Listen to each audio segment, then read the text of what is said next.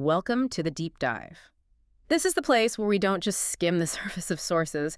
We really try to extract the core, the life-altering knowledge, and deliver it to you in a really concentrated dose. And our mission today is, I think, maybe one of the most ambitious we've ever taken on. We're going to try and distill an entire philosophical system for self-mastery. A whole blueprint. Exactly. A blueprint for, radical positive transformation, all from that famed self-help fable, The Monk Who Sold His Ferrari. And that title, it's more than just a catchy phrase, isn't it? It really sets the stage for this dramatic rejection of the kind of life that, well, most of us are actively pursuing. Our goal today is to give you a shortcut, a truly holistic, sort of integrated set of ageless principles and techniques that, doesn't require you to quit your job and move to the Himalayas. Right, but it still promises to liberate the potential of your mind, your body, and your soul. So where does this journey begin? It starts with a crisis. A crisis so spectacular it can only really be described as a public humiliation. We begin with Julian Mantle. He's the undisputed king of the courtroom, the kind of high-flying, hard-driving, super successful trial lawyer. A man just utterly defined by external validation. He wasn't just successful. The book says he was theatrical. Oh, completely. Yeah. Known for these outrageous courtroom antics, his signature $3,000 Italian suits. And, this is critical, his obsessive work ethic. 18-hour workdays. I mean, that's just unbelievable. It leaves no room for anything else. Nothing. He completely embodied that hustle culture, chasing prestige and glory while his entire personal life just withered. The sources make it really clear, don't they? He was addicted to success. A total addiction. Perpetually guilty if he wasn't working. He owned the fastest cars, the most expensive watches. I think he even owned a racehorse. But he was running this reckless race, and it was leading him, as the text calls it, down a downward spiral of both professional and personal decay. And that spiral, it hits its inevitable endpoint. And not quietly, not in his office, but right in the middle of courtroom number 7. In front of everyone. In front of everyone. While arguing the massive Air Atlantic case, Julian Mantle, this titan of the law, suffers a massive heart attack. Wow. It was the crisis that just violently, humiliatingly reconnected him to his own mortality. The source describes him as squirming on the ground like a helpless infant. From a legal legend to that's a powerful image. And that shock, the collapse, it served as his defining moment. The sheer terror of it all forced him to recognize that his opulent life, it had created this deep spiritual void. And what followed was, well, it was truly radical. He didn't just seek rehabilitation, did he? He sought a total transformation. He immediately departed the legal profession, just walked away, and he sold everything. Think about that for a second. That's not just downsizing. No. The Ferrari, the Rolex, the racehorse, all the expensive suits. He liquidated his entire material life, packed what he needed into a rucksack, and just embarked on a self-imposed exile. Where did he go? His destination was India, a place he felt drawn to because of its ancient wisdom, its spiritual traditions. And this wasn't a sabbatical, little break. Right. He called it a personal odyssey of the self. He was driven by this powerful determination to find out who he really was before the clock of his life finally ran out. So he consciously traded that live fast, die young lifestyle for a serious pursuit of inner harmony and peace. It sounds almost romantic when you put it like that. Traveling from tiny village to tiny village. Yeah. And Julian started to find joy in things he hadn't noticed in years. Like what? Just watching the stars, soaking in the summer sunbeams, simple things. And this quest, it eventually led him to a man named Yogi Krishnan. And Yogi Krishnan is an interesting character because he sort of mirrors Julian's past. He does. He was also a successful New Delhi lawyer before he traded his own fat bank account for a life of service, so he understood Julian's journey. And it was Krishnan who pointed him in the right direction. He directed Julian toward the legendary sages of Savannah. The legend held that this mystical community, hidden high up in the Himalayas, possessed a system. A complete integrated blueprint for living an enlightened life and liberating all of your human potential. And when Julian finally found them, the reality completely lived up to the legend. They were astonishingly youthful, serene, deeply contented. And they lived this life of simplicity, serenity, and harmony. Right, in this secluded mountain village. And this is where the real education into self-mastery began for the former lawyer. Okay, let's unpack the setup a bit because it's incredibly dramatic. You have Julian, the Armani-clad litigator who returns as this enlightened, youthful, vibrant monk. And he's sharing this deep wisdom with his former junior, a man named John, who is, rightly skeptical. Of course. I mean, you would be.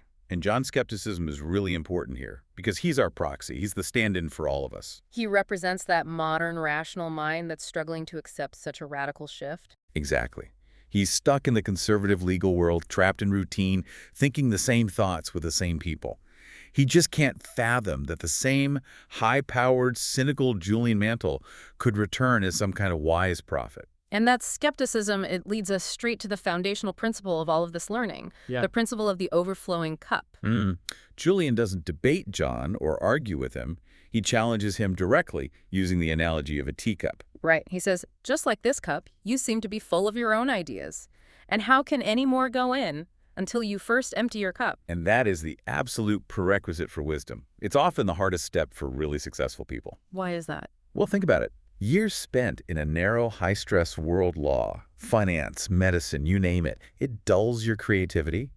It imposes this rigid way of thinking, and it severely limits your vision. You think you know all the answers. You think you know the answers. And that certainty, that ego, it prevents you from receiving any new information. To welcome profound wisdom and change, you have to abandon the judgment, the ego, and all the assumptions that are currently filling your mind. You have to accept the possibility that what made you successful on the outside might be the very thing that's crippling you on the inside. That's it, exactly. Yeah. Now, this is where the sages of Savannah really deviate from a traditional learning structure. They don't give academic lectures, which, a guy like Julian would have just devoured. Right, he would have loved that. No, the leader, Yogi Raman, he chose to share the 7 timeless virtues, not through books, but through this mystical, almost childish-seeming fable. And this fable is designed specifically as a system of memory pegs. That's the term. The sages understood that these profound, almost magical truths, they're often ill-suited to conventional logic. So the fable forces your mind to engage through vivid, absurd imagery. Which ensures the truths are easily recalled, and you can apply them instantly, even in the middle of a chaotic moment. Julian was told to write the story deep into his mind and carry it in his heart.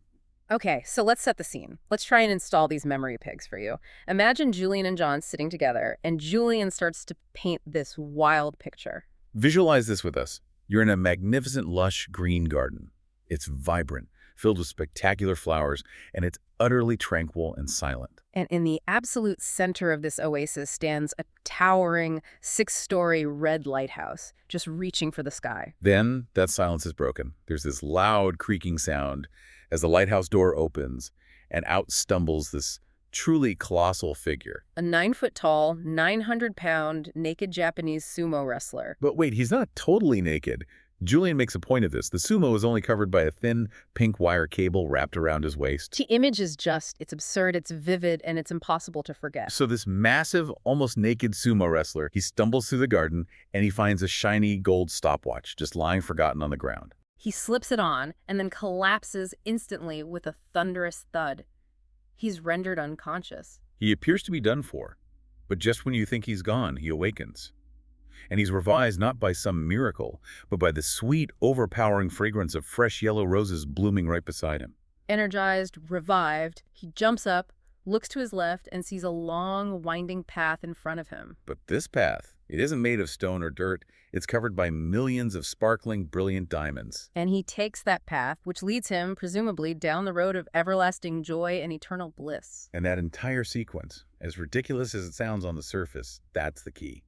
Each element, the garden, the lighthouse, the sumo wrestler, the cable, the stopwatch, the roses, and the diamond path, is a potent symbol of one of the 7 timeless virtues for an enlightened life. Okay, so let's start breaking the symbols down, beginning with the very first one, that magnificent, lush green garden. This symbolizes virtue number 1, the imperative to master your mind. A pretty big one to start with. It's the foundation.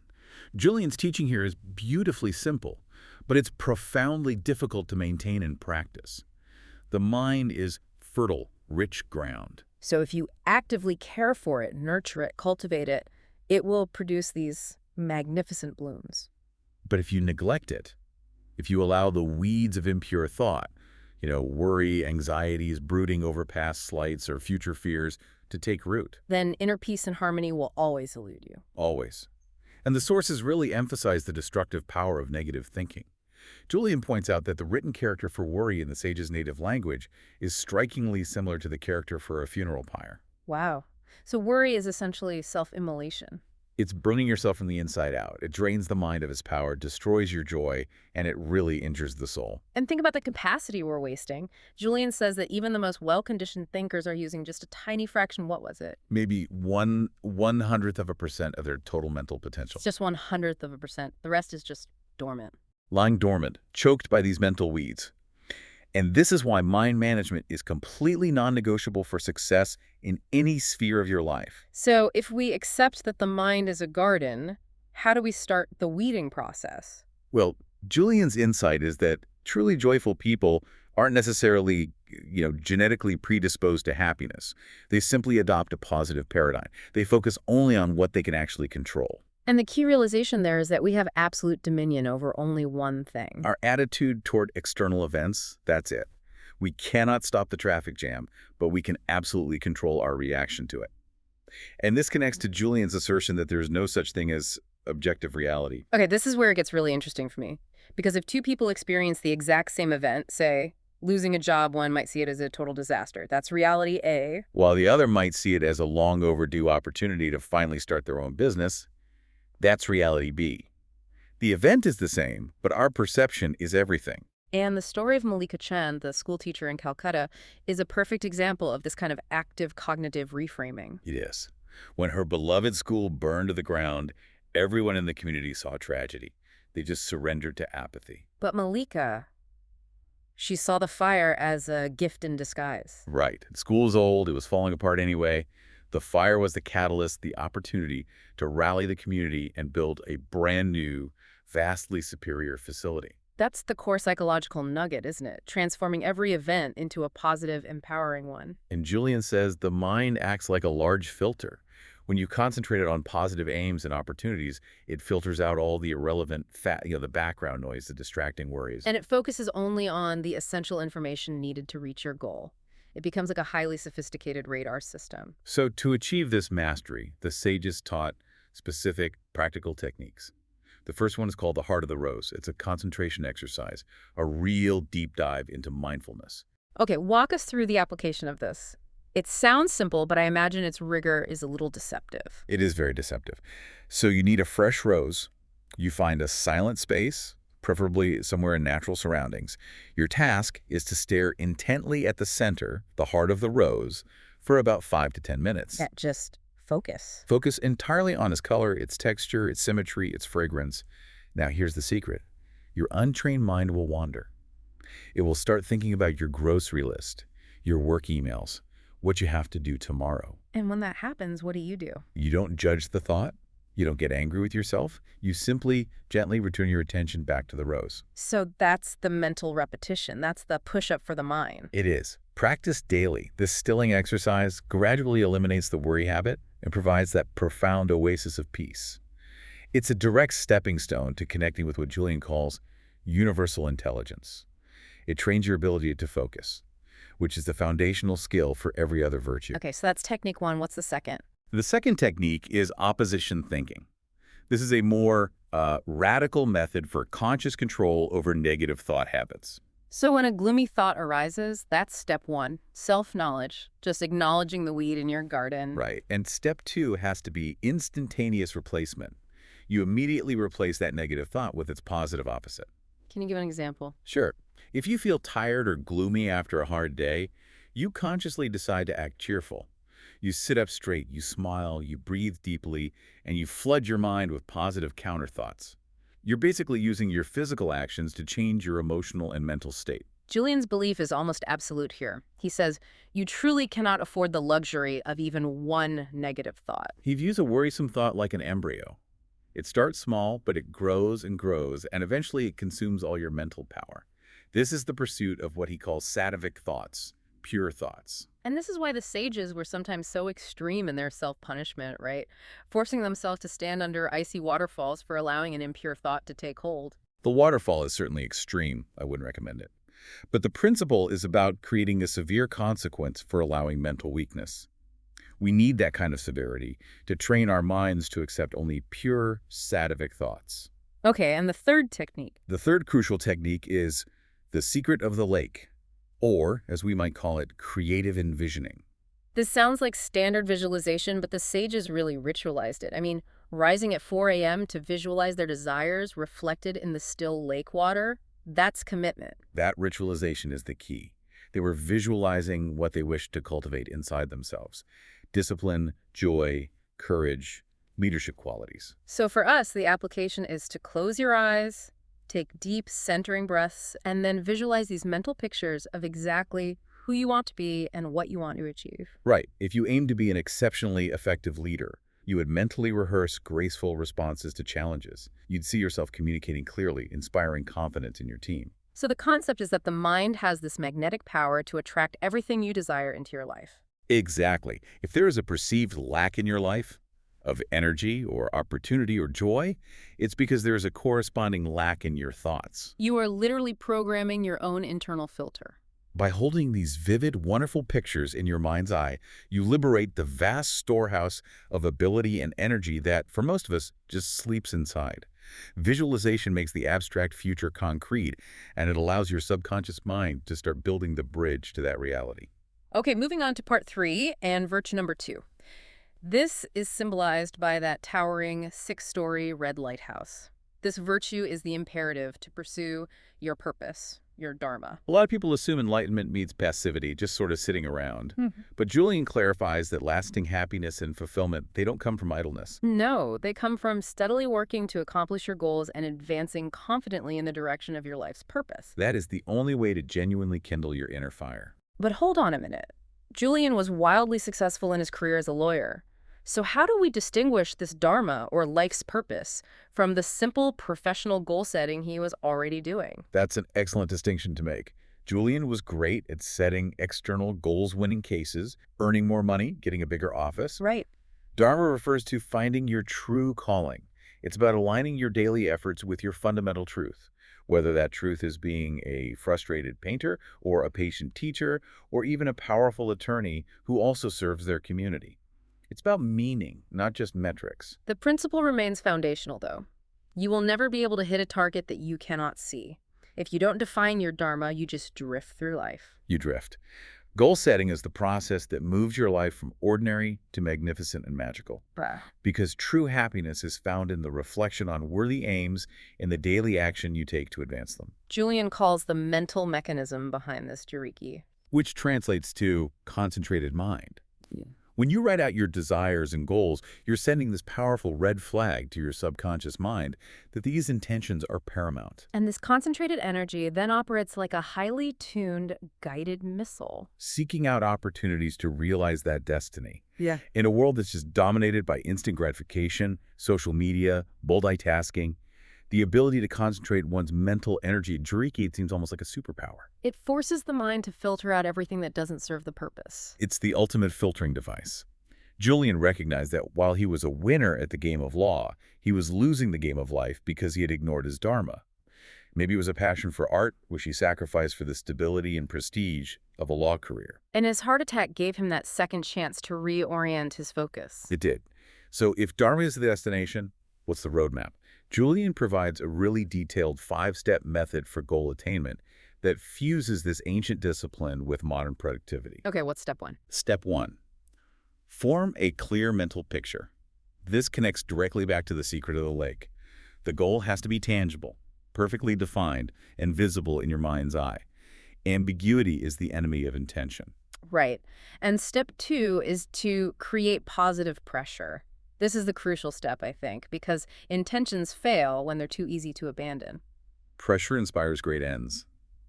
Julian recommends the public pledge, telling everyone you know you're going to achieve this goal. It creates this powerful external accountability. He also acknowledges the sage's more extreme methods here. He does, like declaring they would stand under an icy waterfall if they didn't follow through on a week of fasting. Yeah. Now, we're not recommending actual self-flagellation. No, probably not a good idea. But the underlying point is associating intense pleasure with achieving good habits and significant pain or consequence with failing to maintain that discipline. So for a modern listener, this might mean what? Financial penalties to a cause you dislike, or committing to a training partner you can't let down. Exactly. It's about forcing your weaknesses to fall by the wayside.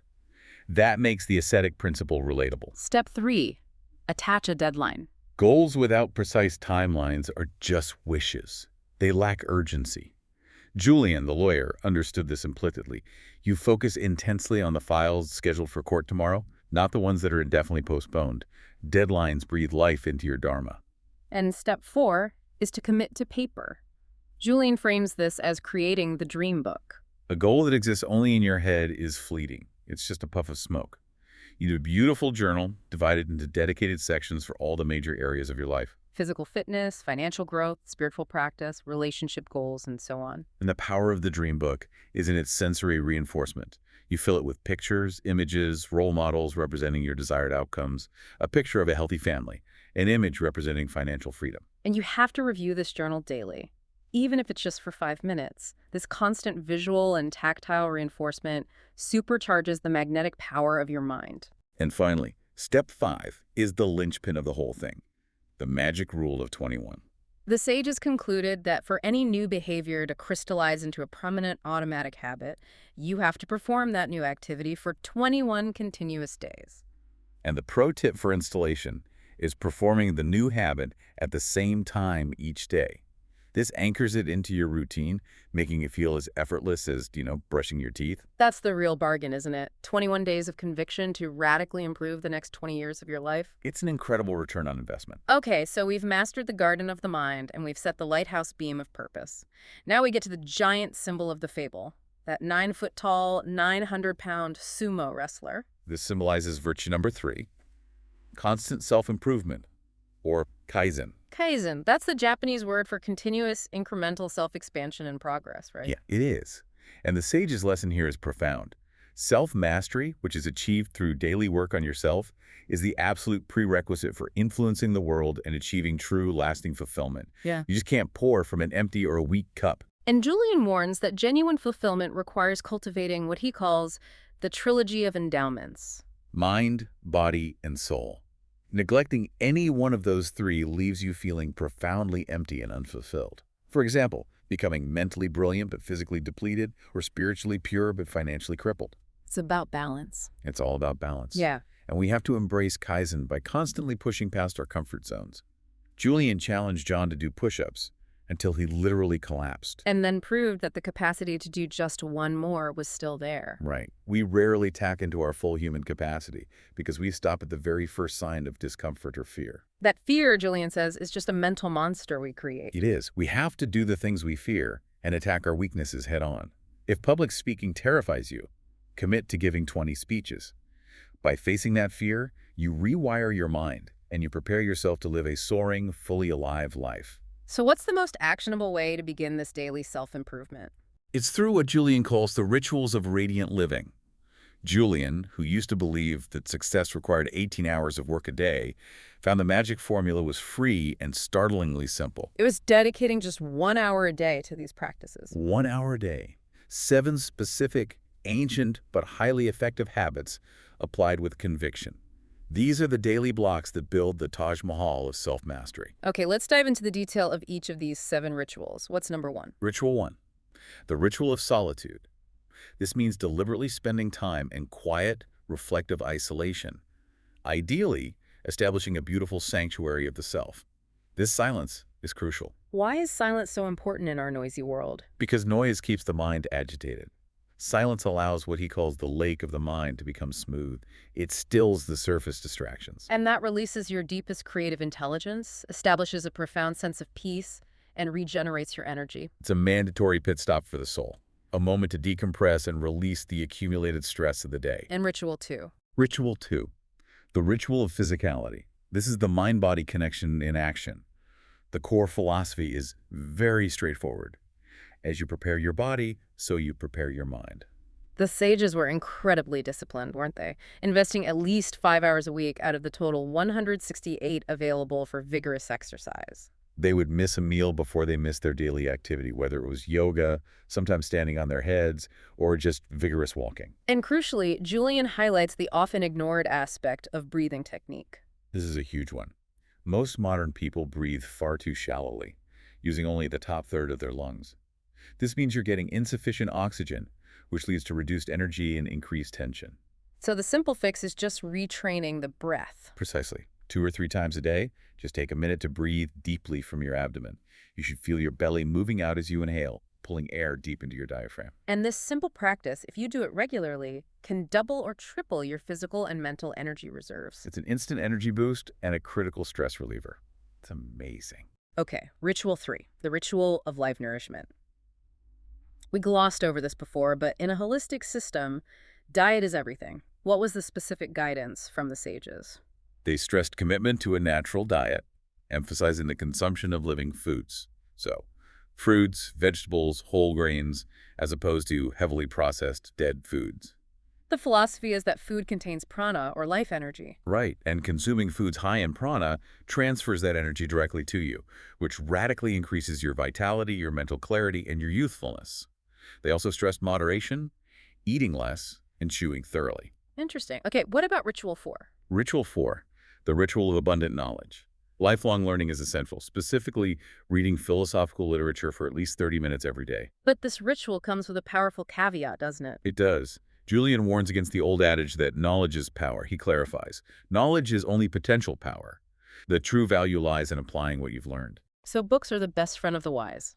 But reading only serves to reveal what's already within you. It guides you toward application, not just accumulation of facts. Precisely. Which leads to ritual 5, the ritual of personal reflection. This is your daily audit, looking back at the day's actions and thoughts. Julian, the former lawyer, prompts John to review his mistakes. Yelling at a client, arguing with the court clerk, reacting aggressively to traffic. Self-awareness is critical here. Julian says there's nothing wrong with making mistakes. They're essential for growth, but it is highly destructive to repeat the same mistakes over and over again. So reflection establishes a clear benchmark for improvement. It turns abstract intentions into concrete plans for eliminating those errors the next day. It makes kaizen systematic. Exactly. Then we have ritual 6, the ritual of early awakening, rising with the sun, which the sages believed was a gift from heaven. And the goal here is quality over quantity. 6 hours of quality rest is better than 10 hours of disturbed, fitful sleep. They viewed sleep patterns as trainable habits. To improve quality rest, Julian offers 2 main tips. First, stop eating after 8 p.m. because active digestion severely reduces your sleep quality. And second, establish a relaxing ritual before bed, soft music, herbal tea, meditation to program the mind for renewal rather than letting it churn on the day's events. And again, you apply the magic rule of 21. If you stick to that relaxed evening routine and set your alarm earlier for 21 days, rising at 5:40 or 5:30 a.m. becomes effortless and rejuvenating. And it allows you to get your vital rituals in before the day's demands really begin. And finally, ritual 7, the ritual of music. Use music, daily listen, sing, dance. The sages embraced music for a spiritual lift, for motivation, and just for simple joy. It acts as a necessary emotional and spiritual cleanser. Okay, now we come to the most unusual symbol of all, the pink wire cable, the thing covering the sumo wrestler's private parts. This symbolizes virtue number 4, the power of discipline or willpower. Wait, I have to stop you there. A cable or even willpower covering something? That feels like suppression. Is Julian advocating for an austere, repressive life here? That's a fair interpretation, but Julian is making a very different point. The cable, he says, is composed of many thin, tiny wires. Individually, those wires are flimsy and weak. But when they're united, routinely bundled together, they create a force that's tougher than iron. It symbolizes the cumulative effect of small, incremental acts of self-control. The African proverb clarifies this perfectly. When spiderwebs unite, they tie up a lion. Right. Small, almost invisible acts of personal discipline, routinely performed, like choosing the healthy snack or standing up straight or just getting out of bed immediately. They pile one on top of another. And they eventually forge an abundance of inner strength, a will of iron. And what does this accumulated willpower buy you? Julian says it buys you freedom. Willpower is the first brick of freedom. It ensures you live the life you imagine rather than the life you simply accept. Without it, you remain a slave to your weaker impulses. just as Julian was a slave to his pager and the relentless demands of his career. So self-control is fundamentally mind control. We're right back to virtue number 1. We are. It's all connected. Mental mastery requires controlling every single thought. Willpower is the mechanism that allows you to discard the weak, destructive thoughts and focus only on the positive, sattvic ones, Positive thoughts lead to positive actions and results. magnetically attracting all that is good into your life. The struggle, of course, is overcoming inertia. The example Julian uses is getting up for a run on a cold winter morning. The first impulse is always that weak thought to just hit the snooze button. And willpower allows you to immediately challenge that habit with more powerful counterthoughts. Right. Visualizing your fit physique, focusing on the increased energy and self-confidence the run will bring, and remembering the why of your dharma. This is how you generate momentum for change. Julian highlights the principle that small victories inevitably lead to large victories. By following through on just one small habit, like rising an hour earlier to do your rituals, you receive this massive boost in self-confidence, which then inspires you to take larger, more disciplined steps. It's like the initial push off a ski hill. You start slowly, but soon the momentum takes over and just pulls you forward. And to help build this foundational will, Julian recommends the mantra of power. This isn't just a feel-good statement. It's a powerful psychological tool to be repeated aloud at least 30 times a day. Often blended with creative envisioning. Right. The mantra is, I am more than I appear to be. All the world's strength and power rests inside me. Mantras are essentially psychological programming, aren't they? They constantly influence your self-image because, as Julian states, you are what you say to yourself all day long. Absolutely. By repeating that you are healthy, dynamic, and fully alive, your internal self-image shifts, which in turn transforms your outward life. This leads directly to the congruent character formula. Which explains the self-fulfilling prophecy of self-image and destiny. It does. Julian articulates this powerful, timeless sequence. You sow a thought, you reap an action. Reap an action, you sow a habit. Sow a habit, you reap a character. Sow a character, you reap your destiny. The entire system is linked. To ensure your actions are congruent, meaning they align with your highest self, you have to root them in core principles like humility, compassion, honesty, and courage. And by taking daily incremental action to build that character, you improve your self-image, which then governs all your subsequent choices, ensuring lasting spiritual success and inner peace. Okay, as we transition into the more external virtues, we have to address two vital aspects of modern life: time and contribution. Virtue number 5 is symbolized by that shiny gold stopwatch the sumo wrestler found. Respect your time. Time is our most precious and crucially non-renewable commodity.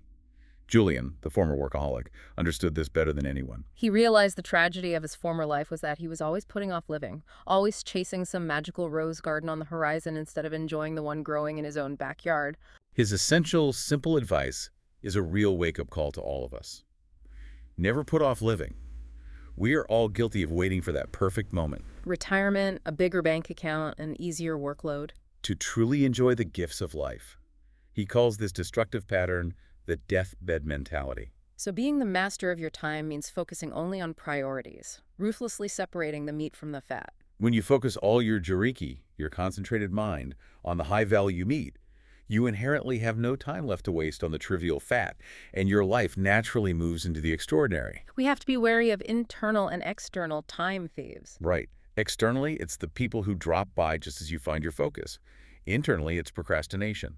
Productive people, Julian observed, cultivate the habit of doing things that less productive people avoid, even if the task itself is unpleasant. Time is life. Killing time is such an apt, morbid metaphor. Every day we delay living fully is a day stolen from our destiny. We have to seize the moment and live fully today. And that focus on living fully, which the sumo wrestler almost missed by collapsing, is directly linked to what revives him. The sweet fragrance of the yellow roses. Which symbolizes virtue number 6. Selflessly serve others. This is the core of fulfillment. Julian states it clearly. The quality of your life is determined by the quality of your contribution. The philosophical truth is that the rose fragrance clings to the hand that gives you roses. When you work tirelessly to improve the lives of others, you indirectly and automatically elevate your own life to its highest dimension. Julian calls this the process of shedding the shackles of self, losing your self-consciousness and focusing on a higher purpose. And the two most valuable resources you can give are your time and your energy. The acts of service can range wildly in scale. It could be major, like Julian's one-year sabbatical to study wisdom. Or it could be minor, like just practicing patience and letting cars merge in traffic or volunteering a few hours a month. He suggests a simple but profound technique. Cultivate the sacredness of each day by meditating every morning on the good you will do that day. The ultimate goal is to live your life so fully and serve others so deeply that when you die, the world cries because of the loss, while you yourself are rejoicing in a life well spent. And Julian shares that powerful, poignant story at the dinner table to illustrate how easily we lose compassion through routine and just a lack of awareness. He describes the elderly woman who, due to her tremor and failing eyesight, was relegated by her son and daughter-in-law to eat alone at a tiny table next to the broom closet because of the mess she inevitably made. The emotional catalyst was their young daughter. She was playing with blocks, and she solemnly told her parents she was building a tiny table for them. So you can eat by yourselves in the corner someday when I get big. The parents were instantly struck silent. They were forced to confront the sadness and the cruelty they had inflicted. They immediately led the old woman back to the big dinner table. And Julian's point is critical here. They weren't evil people. They were just lost in apathy. They needed that spark of awareness to reignite the candle of compassion. Compassion and kindness, whether they are major or minor, instantly make life far richer and more meaningful. Okay, we've reached the final, shimmering symbol of Yogi Raman's magical fable, the long, winding path covered by millions of sparkling diamonds. This represents virtue number 7. Embrace the present, or living in the now. Julian's ultimate realization is distilled right here. He tells us that the past is gone and cannot be changed, and the future is a distant sun that may or may not arrive. The only moment of power you ever have is now. And the Path of Diamonds serves as the reminder that the exquisite wonders of life are in the simplest of things, and we have to savor the present fully. This was the direct lesson Julian needed to survive his crisis. As a lawyer, he spent his days either fretting over past actions he couldn't undo or worrying ceaselessly about things to come, which, often never even materialized. And this habit robbed him of peace, of joy, and of the ability to focus completely on the task at hand. So while setting goals, your dharma energizes your direction. The core truth is that happiness is not a destination. It is a journey. And most importantly, it's a choice you make right now. If you constantly defer happiness for the sake of future achievement, you'll find upon arrival that your victory is hollow. This concept is so powerfully illustrated by the fable of Peter and the magic thread. Peter, as a boy, could never live in the moment. He was always dreaming of the next phase: adulthood, success, marriage. And an old woman, who is perhaps the goddess of time, gave him a magical ball of thread. Every time he pulled the thread, years would whiz by in an instant. So Peter pulled it to rush through school, through his tumultuous teenage years, and into young adulthood with his pretty girlfriend, Elise. He kept pulling it to skip the hard work, to rush through the stresses of starting a family, to skip the endless arguments and challenges. He only stopped when he noticed his hair was graying and his mother was growing old. But he continued, eager for the peace of retirement, until he found himself an old man, 90 years old. His wife Elise passed away, and his children grown and gone. He looked back, and he realized this crushing emptiness. He hadn't taken a moonlit stroll with Elise. He hadn't gone fishing with his kids. He had hurried through the whole gift of living. He begged the old woman for one last chance.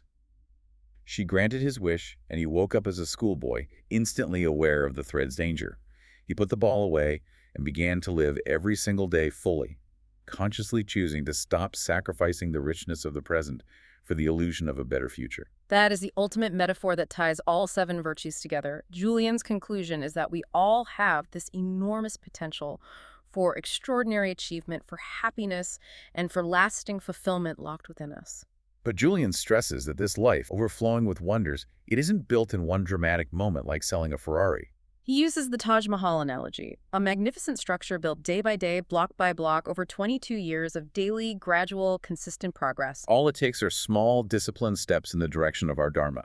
Small victories generate the momentum for large victories. So what does this all mean for you, the person trying to integrate this ancient wisdom into a modern, demanding life? The entirety of the wisdom, shared by the sages of Savannah, really boils down to this single quote.